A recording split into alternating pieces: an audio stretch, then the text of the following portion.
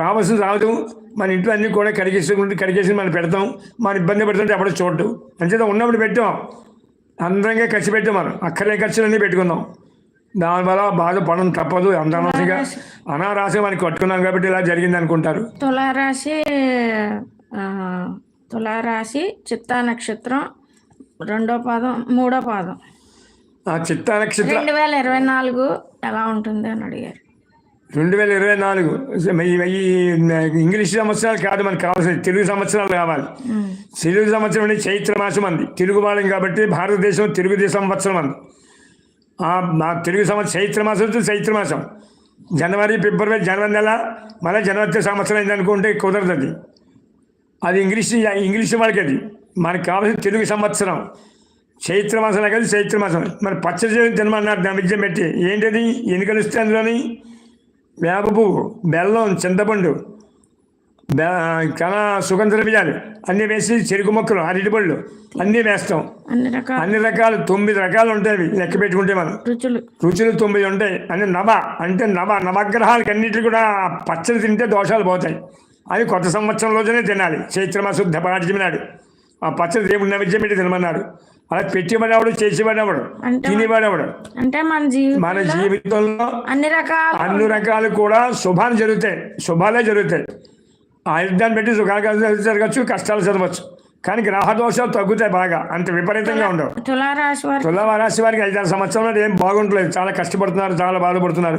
ఏ గ్రహాలు బాగోలేదు వాళ్ళకి దానాలు ఇచ్చుకుని, ఆ బ్రాహ్మణి కాపించి, ఆ బ్రాహ్మణు కాకేసి, ఆ సంకల్ప విధానంగా తీసుకుని, ఆ బ్రాహ్మడికి ఆ దక్షిణ ఎంత ఇవ్వాలో అంత ఇచ్చి, ఆ బ్రాహ్మడికి నమస్కారం చేసి వారాలు చేసుకోవాలి. ఎక్కువగా మంగళవారము, లక్ష్మీవారము, ఆదివారం, శనివారం, ఈ 4 వారాలు చేసుకోవాలి.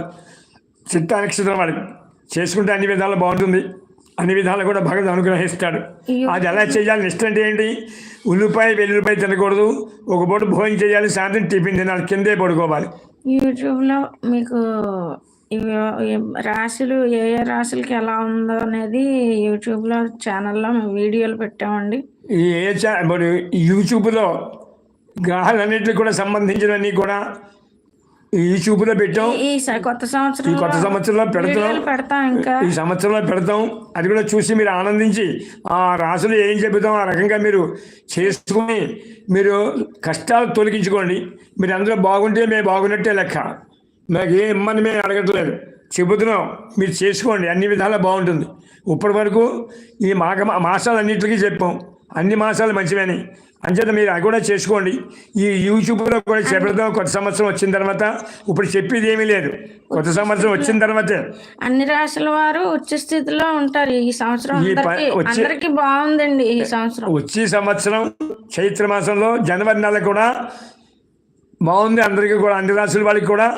ఏ కష్టం ఏముండదు, అన్ని కష్టాలు తొలుగుతాయి. ఈ జనవరి టు జనవరి చైత్రమాసం వసంత ఋతువు, మన వసంత ఋతువు వారికి కూడా సంవత్సరం పొడికి కూడా అన్ని విధాలు కూడా బాగుంటాయి. ఎవరు బాధపడాల్సిన పని లేదు.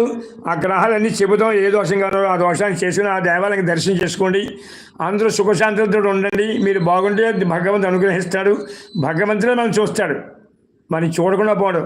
కానీ మనం నిజాయితీ ధర్మాన్ని కాపాడండి, ధర్మాన్ని కాపాడుకోండి, ధర్మంగా నడవండి. అన్ని విధాలు కూడా వాడు బాగున్నాడు, వాడు సర్వనాశనం అయిపోయి కోరుకోకూడదు. మనం సర్వనాశనం అయిపోతాం. అంచేత ఎవరి జోలికి మనం వెళ్ళక్కర్లేదు. భగవంతుడు మనం చేయడం మన పని ఏదో, మన గొడవ ఏదో, మన వ్యవహారాలు చేసుకుని మానవ జన్మ ఎత్తిన తర్వాత మనం చేసుకుంటూ పోవాలి. ఎవరన్నా వచ్చారు కూడా, బాబు నేను చాలా ఇబ్బందుల్లో ఉన్నాను, కాస్త సహకారం చేయండి బాబు అంటే మీరు తోచిన ద్రవ్యం ఇచ్చి పంపించండి. అంతేగాని ఇంకో రకంగా మీరు ఏం అనుకోకూడదు, ఏమి రకంగా మీరు చెప్పకూడదు. అంచేత ఏంటంటే ఈ ధర్మాన్ని ఎప్పుడు విడిచిపెట్టకండి. సర్వే జన సుఖినో భవంతు. నమస్తే, స్వస్తి, నమస్కారం. మళ్ళీ వీడియోలో మళ్ళీ కలుద్దాం. చాలా తీతమైంది, కాలతీతమైంది. అంచేత మళ్ళీ చెబుతాను, అప్పుడు వినండి. అందరూ కూడా మీరు సుఖంగా ఉండండి.